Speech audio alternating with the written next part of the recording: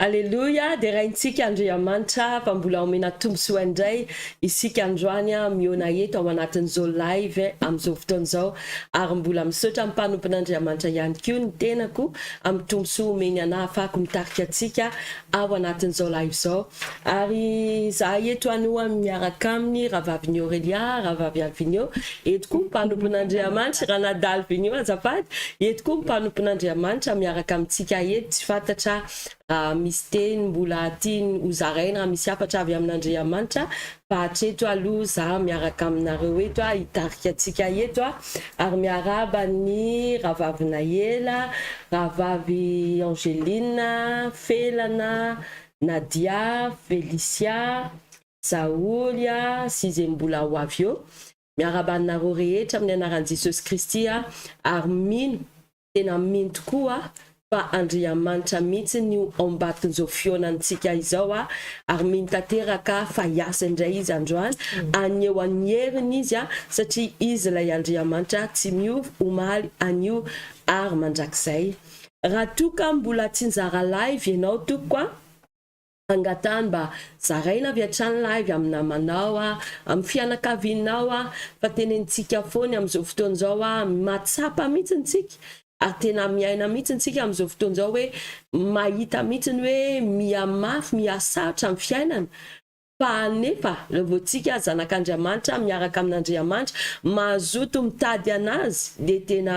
mamaolana antsika izy mamaly antsika izy dia izany koa no angaviana antsika mba zarainy live mba maro ny olona hitan'izao live izao ary mba izy koa anana fanantenana ho aviny. Ary amin'izao fotoana izao avy hatrany tokoa isika dia omeko fitenenan'ny Ravavy Aurelia hitarika antsika mivavaka voalohany indrindra alohan'ny hanombohantsika ny live. Alleluia. Voalohany indrindra dia faly miaraba antsika hatrany faly indrindra ny tenako miaraka amintsika eto androany.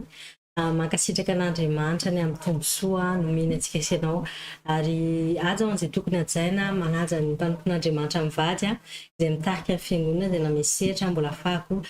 mivelatra amin'ny asa fanompona. Araka ny teny mpanompon'Andriamanitra teo dia hoe eto Andriamanitra dia zava-mahagaga. Marina izany satria ozy ny teny hoe manantona na dia anantona anareo ary afa-tsika manantona anazy amin'izao fotoana izao anantona antsika Andriamanitra ary tsy hamela amin'ny fiainantsika ho tahaka ny taloha intsony izy fa izy zava-baovao, izy zavatra hafakely mihitsy misy fiantraikany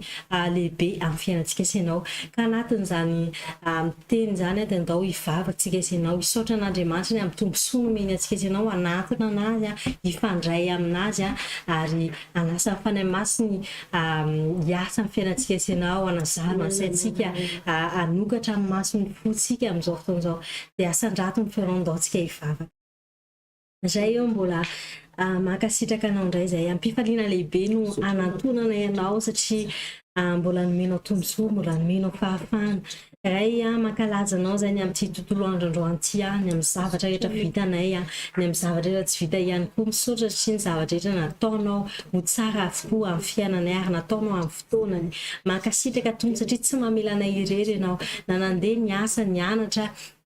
nanao activité ato an-trano izay rehetra nataonay dia fantatray fa niaraka taminay ianao ary tsy namela anay nierikerika foana fa momba anay foana ianao dia misaotra anao ny amin'izany. Misaotra ihany koa ny amin'ny fitiavana lehibe izay mbola natobaka ao amin'ny fiainanay ary mbola naseho anao anay amin'ny alalan'izao fotoam-bavaka anio hariva izao. Ka dia mamesehatra anao izay ao an-tsirairay avy eto androany na ny tokantrano na ny amin'ny toeram-piasana na ny an-dalana na aiza mety misy anay dia oka ianao Jesosy no ameno anay tsara avy. Ameno anay satria tena mangetahetanao zay mangetaheta fatratra ny fisinao amin'ny fiainanay zay mameno ianao anay dia